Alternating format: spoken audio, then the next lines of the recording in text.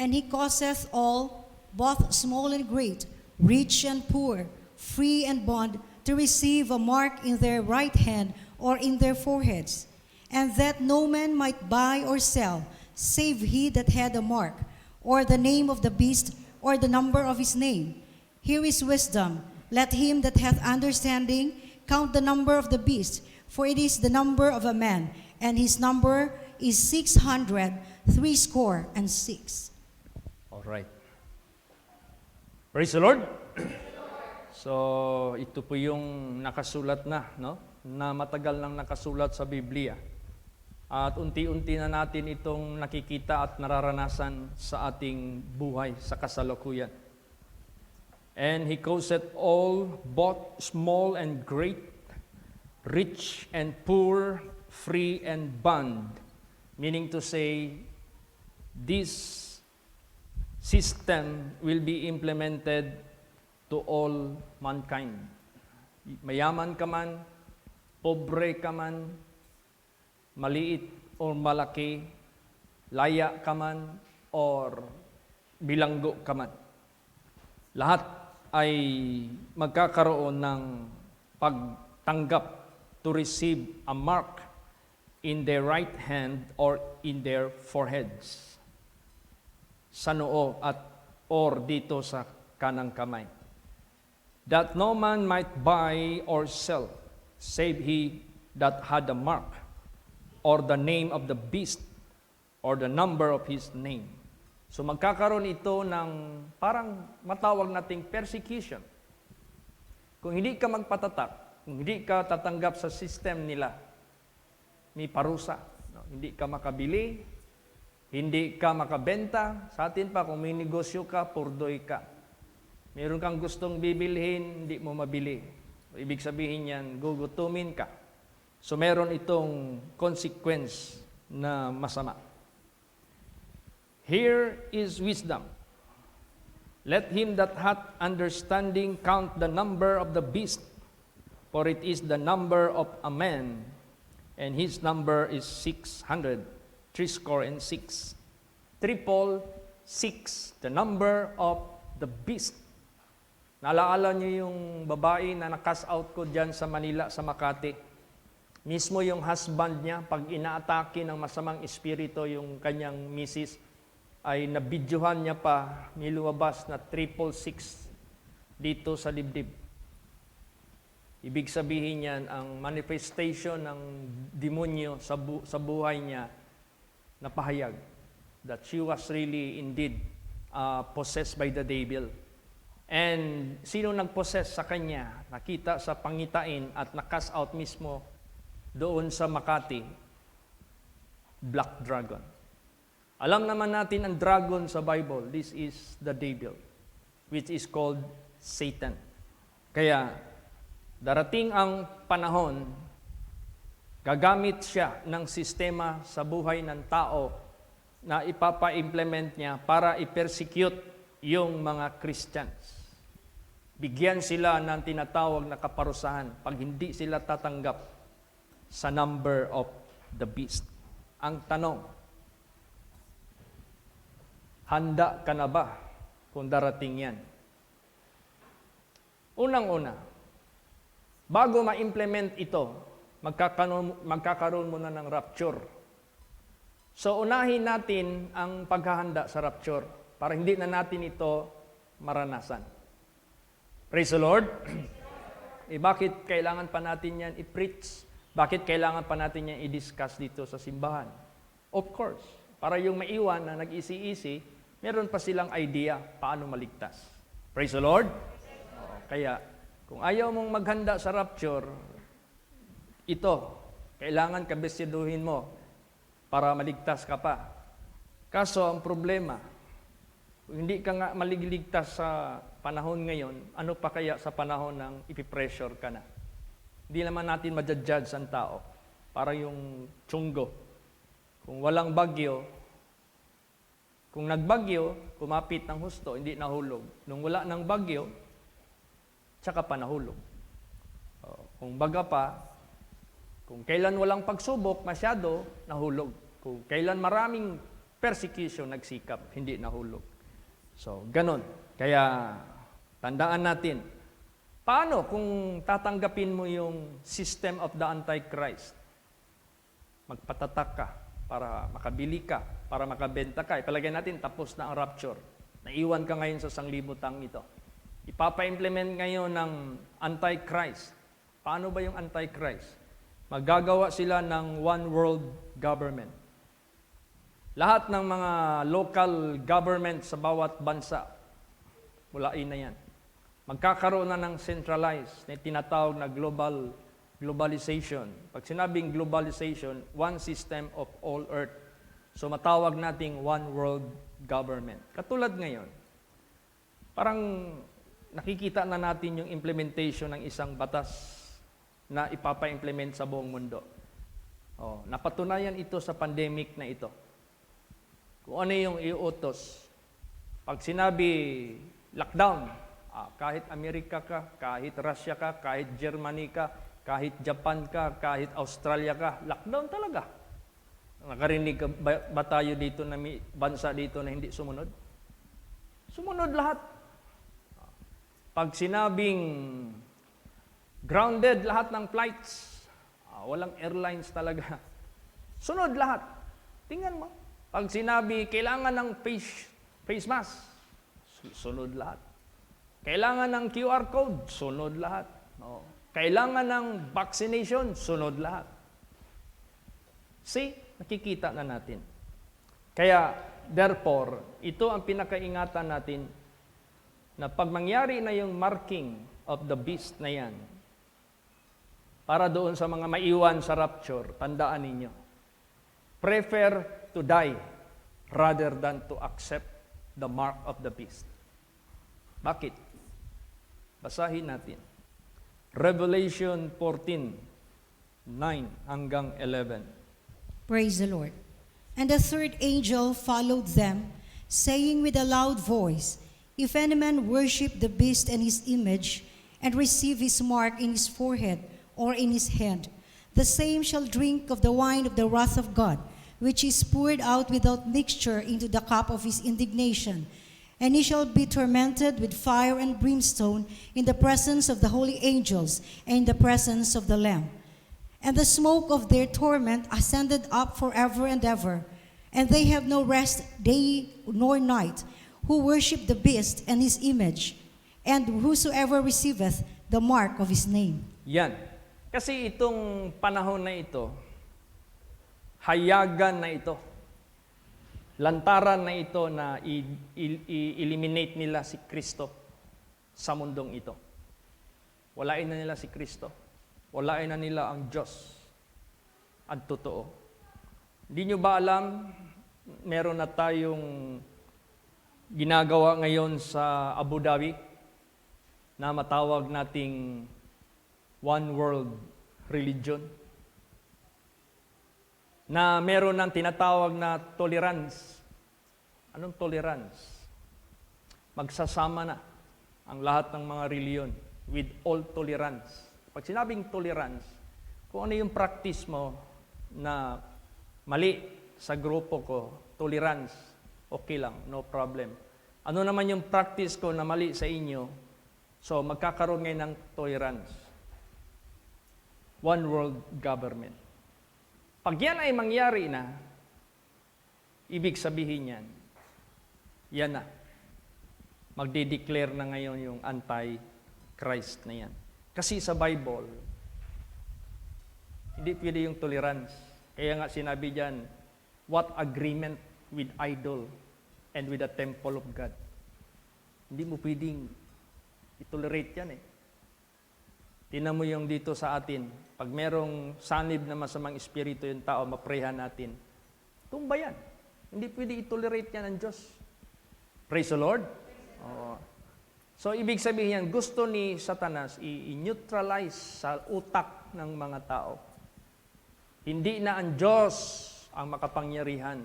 Hindi na ang utos ng Diyos ang susundin, kundi yun ang utos ng tao na gawa ng tao na sasakyan ng masamang espiritu. Kaya, yan na. Kasi yung Pope pumunta na dyan sa Abu Dhabi, Middle East, nakipag-ano na sila sa Islam. Ipag-isa na sila. Kaya tinatayo na yung templo at saka moske, dalawa yan. Nagkaroon na sila ng peace, each other, or tolerance. Kaya wala na yung authority ng Diyos. Minala na nila. Ang meron ng authority, ang tao. Tao na lang mag-uusap, tao na lang ang mag-agree. Huwag na natin pansinin yung batas ng Diyos. Huwag na natin pansinin yung pinagbabawal ng Diyos. Kung nangyari ngayon, ang tao na ang masunod. Matindi yan. Pagtibayin natin ang ating panindigan ngayon. Although hindi pa ini-implement ng husto yung marking of the beast sa head natin at sa forehead natin, pero merong spiritual marking of the beast si Satanas. Bakit head? Sa utak, isip. Bakit sa kamay? Yan ang gumagawa. So kung sa isip mo, tinanggap mo yung doctrine of Satan to disobey God, you are already marked by Satan. Pag ginawa mo yung mga pinagbabawal ng Diyos, your hand is being marked with the mark of Satan. Kasi itong kamay mo, markado na, gumagawa ng mga labag sa Diyos. Yung isip mo, nagpaplano rin, gumagawa ng labag sa Diyos. Kaya, this could be done spiritually and literally. Yung literal na yan, yun na yung making a decision. Denounce Christ in your life and receive the privilege, the one world government and one world religion. If you deny Christ, then you can buy, you can sell. You have to receive the mark. If you retain Christ, you will be killed. Papatayin ka namin. Mas mabuti pang mamatay ka na lang. Kung sakali lang naiiwan ka sa rapture, meron pang pagkakataon. Bakit? Basahin natin kung talagang maimpyerno ba talaga yung nag-receive ng mark. Basa Revelation 19:20. Praise the Lord. And the beast was taken, and with him the false prophet that wrought miracles before him, with which he deceived them that had received the mark of the beast, and them that worship his image. These both were cast alive into a lake of fire, burning with brimstone. Yan. O, tingnan mo. Yung beast, false prophets, and those who receive the mark of the beast, both of them will cast alive into the lake of fire. Alive? Yes, alive. With the spirit without the physical body, you are still alive. But the body without the spirit, you are not alive. Praise the Lord. Kasi ang espiritu ang nagbibigay ng buhay. Kaya, matindi. Huwag tayong mag-isi-isi sa ating natanggap na mga banal na salita ng ating Panginoong Diyos. Pero yung nanindigan, yung nagpakabanal, yung sumunod sa katuwiran ng Diyos, anong mangyari? Basahin natin. Revelation 20 verse 4. Praise the Lord. And I saw thrones, and they sat upon them, and judgment was given unto them. And I saw the souls of them that were beheaded for the witness of Jesus, and for the word of God, and which had not worshipped the beast, neither his image, neither had received his mark upon their foreheads or in their hands. And they live and reign with Christ 1,000 years. Ayan. O, di ba? Pag ikaw ay sumampalataya sa ating Panginoong Hesukristo at nagkaroon ka ng tatag at tibay to die for the Lord, tigtas ka. Pero kung duwag ka, tanggapin mo yung system of the Antichrist, ayaw mong magutom, ayaw mong ma-persecute, ayaw mong mamatay for Christ's sake, sigurado, makukuha ka ng masamang espiritu. Yan yung paraan ng Diablo, i-terrorize nila ang mga Christians to bow down themselves. Look at those children of God, the disciples. Hindi sila na-terrorize. Batuhin mo sila, hindi yan mag-surrender. Ipako mo yan sa cross, hindi mo yan mag-surrender. Hatiin mo yung katawan nila, hilahin ng 2 kabayo, hindi yan mag-surrender. Ipako sila, patiwarik, hindi sila mag-surrender. Hatiin yung katawan nila by sword, hindi. Walang fear. Bakit? Nakamarka na sa utak nila, sa kamay nila, ang banal na espiritu na hindi nila kayang i-deny. Praise the Lord! Kaya, basahin natin. Revelation 7 verse 3. Praise the Lord. Saying, hurt not the earth, neither the sea, nor the trees, till we have sealed the servants of our God in their foreheads. Yes. Kung si Satanas, meron din siyang marking of his followers. Ganon ang Diyos. Actually, si Satanas, nag-copy-paste lang yan siya. He is just copying the way of the system of God. Ang Diyos pa, siya yung pinakaunang nag-originate na sisilyuhan niya, isil niya ang kanyang mga anak sa kanyang banal na espiritu. Praise the Lord! Sisilyuhan niya till we have sealed the servants of our God in their foreheads. Bakit? Dito yung utak natin, dito yung mind natin. Pag nakaset sa mind mo, manindigan ka kay Kristo Jesus, kahit pa chap-chapin yung katawan mo, hindi ka mag-back out. Kaya napaka-importante, pagtibayin natin, love the Lord thy God with all thy mind, with all thy strength, with all thy soul, with all thy heart. Walang makakaseparate sa iyo niyan. Kahit sa Old Testament, there are already marking. Basahin natin. Among the people of God. Exodus 13 verse 9. Praise the Lord. And it shall be for a sign unto thee upon thine hand, and for a memorial between thine eyes, that the Lord's law may be in thy mouth. For with a strong hand hath the Lord brought thee out of Egypt. Yes. Kaya yung Word of God, kailangan talaga natin ito ilagay sa ating isip. Ilagay sa between of our eyes. Kailangan talaga natin yan para hindi tayo ma-deceive sa sanglibutang ito. Today is the battle of the mind, battle of the spirit. Ngayon, battle talaga ito. Si Satanas nagpapalakad ng kanyang deception. Pag meron kang mind of Christ, alam mo yung utos ng Diyos, alam mo yung kalooban ng Diyos, hindi ka kayang i-deceive. Pero kung mahina-hina ka sa pag-ibig sa Diyos para ilagay sa isip, sa puso at sa kamay mo, pag sinabing nilagay mo sa kamay mo ang salita ng Diyos, handang-handa mong gawin. At walang sino mang makakapigil niyan sa paggawa. Praise the Lord! So, imamarkahan ka ng ating Panginoong Diyos. Merong marking. Basa pa. Deuteronomy 11:18. Praise the Lord. Therefore shall ye lay up these my words in your heart and in your soul, and bind them for a sign upon your hand, that they may be a frontlets between your eyes. Yeah. Yan yung Word of God talaga. Itatak natin yan sa utak, itatak natin yan sa puso, itatak natin yan between our eyes, itatak natin yan sa ating kamay. Ready to do, ready to think, ready to love, ready to die for the Word of God's sake, for His gospel sake. Kasi pag reign ng Antichrist, kaya nga Antichrist, Antichrist.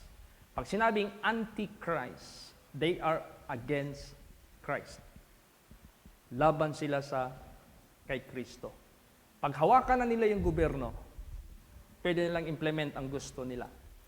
Pag hawakan nila ang religion, pwede nilang implement. Kasi nakita ni Satanas, ang tao mapapasunod sa religion. So gagamit siya ng religion para ang tao mapasunod sa kanya.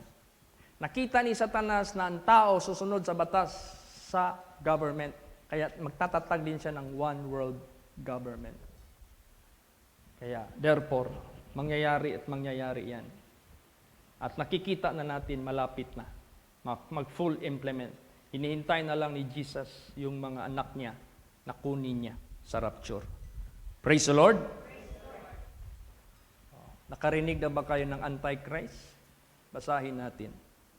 1 John 2:18. Praise the Lord.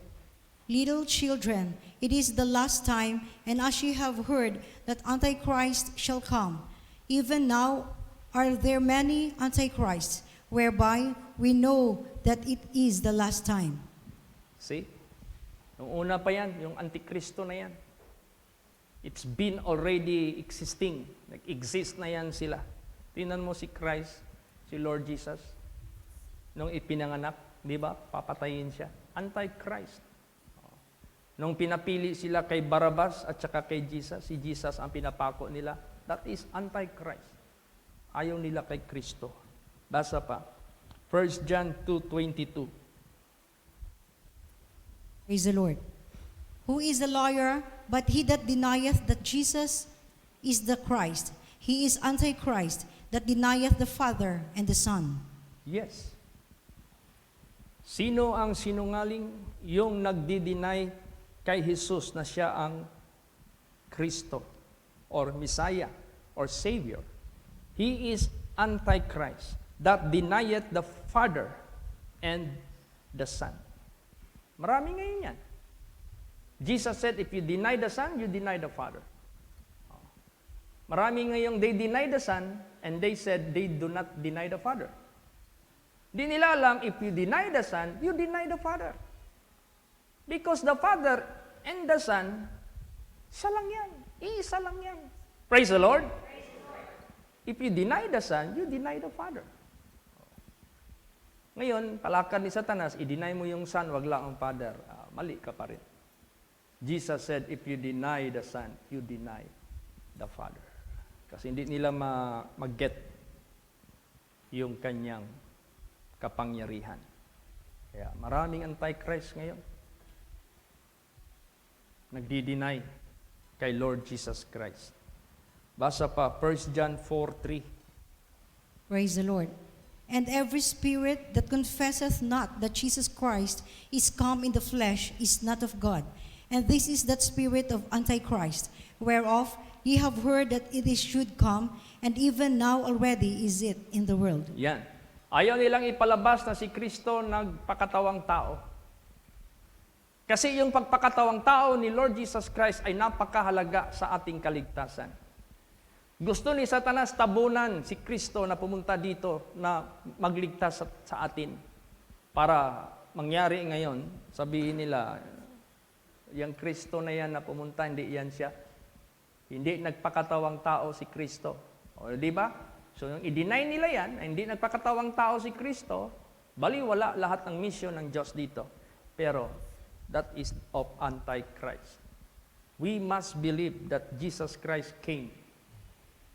Ayun yung message kayo ng umaga, napakaliwanag. Praise the Lord! Praise the Lord. He gave His life for us. Binigay niya kanyang buhay para sa atin. Kaya, last verse, 2 John 1:7. Praise the Lord. For many deceivers are entered into the world, who confess that Jesus Christ is come in the flesh. This is a deceiver and an Antichrist. Yan. They want to erase what Jesus Christ made for our salvation. Tabunan nila yan. Ipalabas nila hindi totoo. Sabi nila hindi daw namatay si Kristo.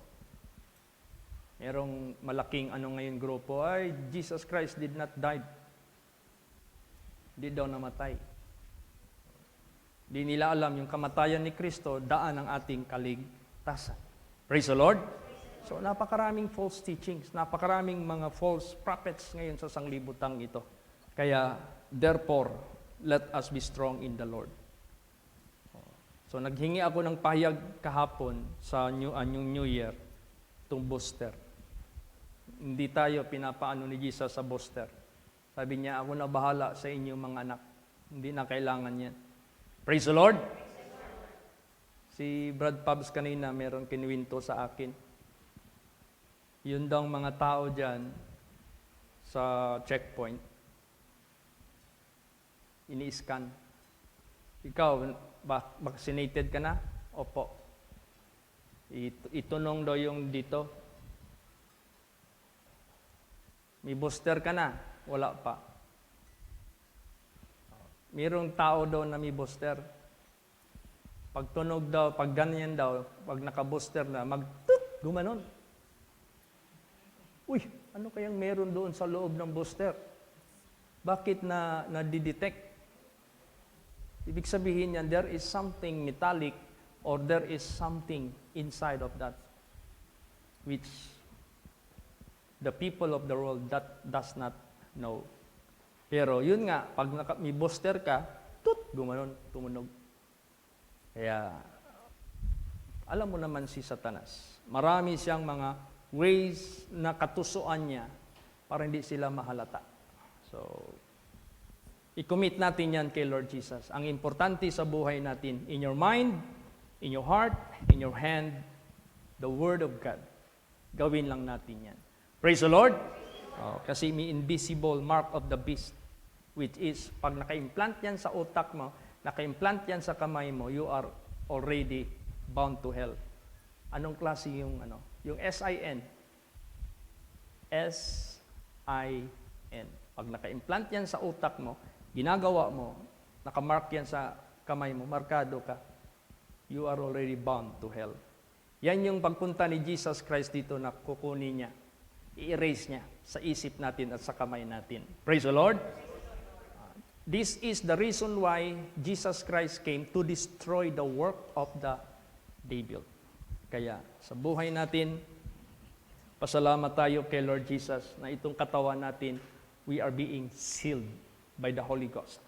Kasi pagbalik ni Lord Jesus Christ, it doesn't matter ano yung mukha mo sa harapan ng Diyos.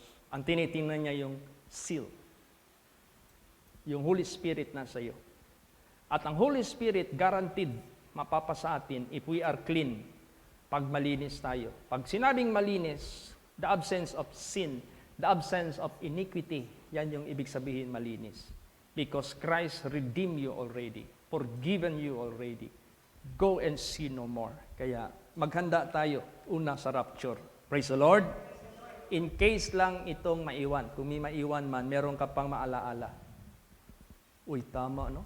Hindi kasi ako nag-prepare sa rapture, biglang bumalik si Jesus, naiwan tuloy ako. Pero meron pa akong naalaala. At least may naalaala ka pa. Pero ang tanong, matayuan mo kaya? Mapanindigan mo kaya na i-retain mo si Kristo, bahala putlan kagliog? Hadlo kay kaputlan lang og kumingking, kana pa imong liog. Praise the Lord. Kaya wag nating isi-isihin itong dumating sa atin na pagliligtas ng ating Panginoong Hesukristo. And let us spread the gospel. Let us share the word of God. Wag nating ikahiya ito. Nag-request sa akin yung pamilya na si Brother Jonathan, yung ni Micah, anak ni Brad Julie, yung taga Toril. Meron kasing dumadalaw daw doon na grupo. Pero naobserbahan nila, hindi raw nila maintindihan yung preaching, tapos naka-short pants, mag-preach, o kaya nakapantalo ng babae. Grabe ang tsura nila, talagang as inwardly. Tinapat nila sa akin, sabi ko, kayo ang mag-decide. Alam niyo naman pala, you will know them by their fruits. Pag mag-decision kayo na, last nyo na yung papuntahin yung last Thursday, ibalik ko sa inyo yung aking preaching sa inyo once a week. Every Thursday. Praise the Lord. So, malaman natin yan. Pag the whole family will agree. Ayaw na nila yung, hindi naman nila na-feel yung katotohanan. Nakita naman nila, hindi talaga. At dito nila sa atin nakita, kaya dito sila nagsimba. Pag mag-decide sila, then, ipahandle ko yan sa mga trainees ko dito. I want my trainees to have OJT. On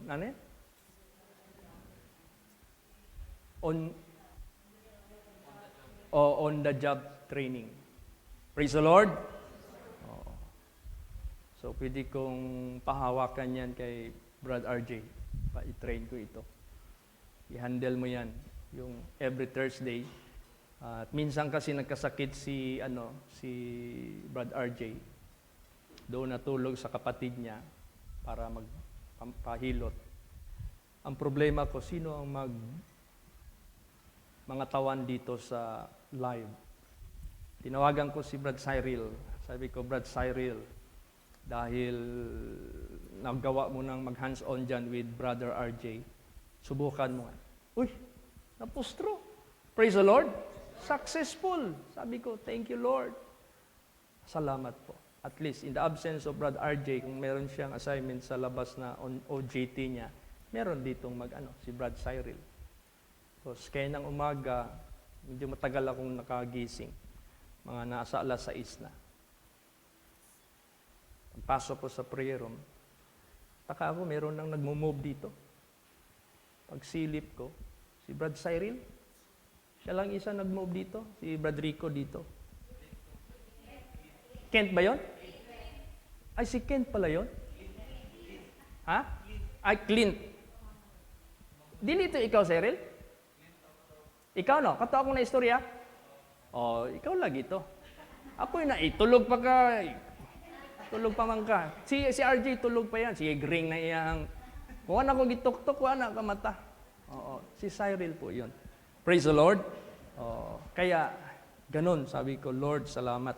Binigyan mo kami ng mga active young people na who are willing to devote their strength and their time for the work of the ministry.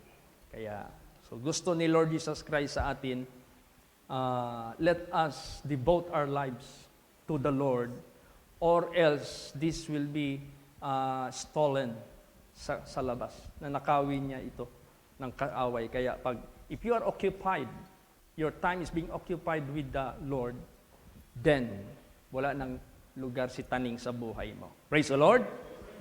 Pero kung hindi mo pina-occupy yung time mo para sa Panginoon, ay siyempre iba ang mag-occupy niya na. Kaya tingnan mo yung iba ng mga young people na inactive na ngayon. Saan na sila ngayon? Iba na na-occupy sa kanila. They are no longer occupied with the Holy Spirit. Carnality, preferable pa nila ang pera, kung ano-ano pa yung mga carnality, pleasures of the world. So, hindi maganda. Kaya, i-pray natin sila, makabalik sila. Praise the Lord. Let us pray for them na makabalik sila, ma-revive sila. Kaya, napaka-importante po.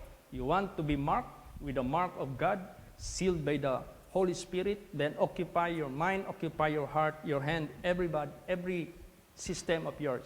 Ipa-occupy mo yan sa Panginoon. Sigurado yan. Hindi ka na mawala sa Kanya.